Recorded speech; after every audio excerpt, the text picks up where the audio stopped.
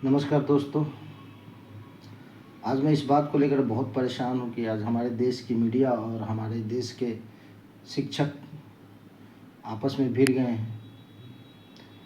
इसको लेकर मेरे मन में एक शक की सुई जो है टक टक करके चल रही है। मेरे मन में एक शक उत्पन्न हो गया है कि कहीं ऐसा तो नहीं कि हम किसी चीज़ के, किसी साजिश के शिकार हो गए हैं, क्योंकि ये देश युवाओं का है और ये मीडिया इस देश की है। इस देश के दोनों ही अच्छे स्तंभ हैं और मेरे जैसे लोग दोनों को सुनते हैं, शिक्षक को भी और मीडिया को भी। ऐसी स्थिति में हमारे लिए बड़ी असमंजस की घड़ी आ गई है।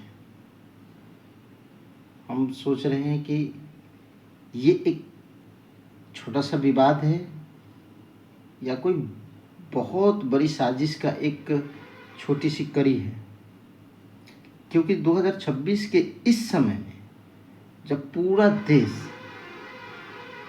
आपस में लड़ रहे हैं, एक दूसरे को मार काट रहे हैं, क्षति पहुंचा रहे हैं, अस्थिर हो रहे हैं, पूरा पटरी से उतरे हुए हैं और हमारा देश पटरी पे चल रहा है, स्थिर है, हम जी पा रहे हैं, खा पा रहे हैं।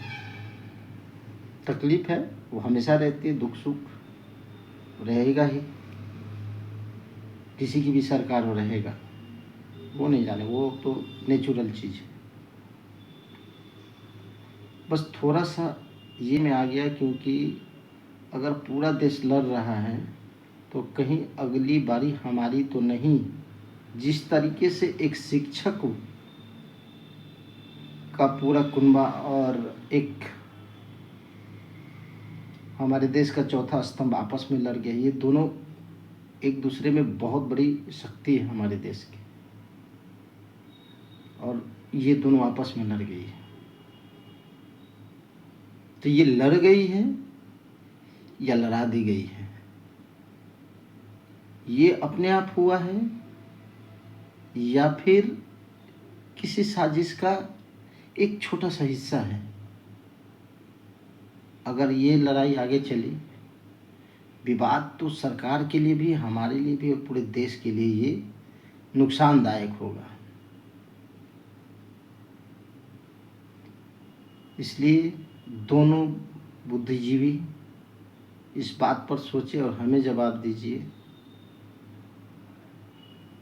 कि इसको हैंडल कैसे किया जाए, इस सिचुएशन से निकला कैसे जाए। ये कुछ बड़े अनहोनी का